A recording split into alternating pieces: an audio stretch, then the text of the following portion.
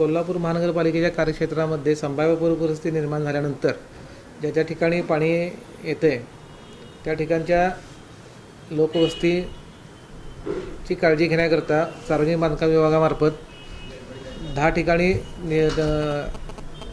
ठिकाणं निश्चित केलेली आहेत त्यांना शिफ्टिंग करता आणि त्या ठिकाणी लाईटची व्यवस्था आणि पाण्याची व्यवस्था इत्यादी आपण करण्यात आलेली आहे.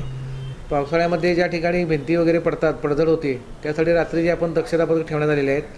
वॉर्डमध्ये दिवसभरामध्ये सुद्धा 24 तास आपले कामगार आणि कर्मचारी दक्षता पथकमध्ये कार्यरत आहेत.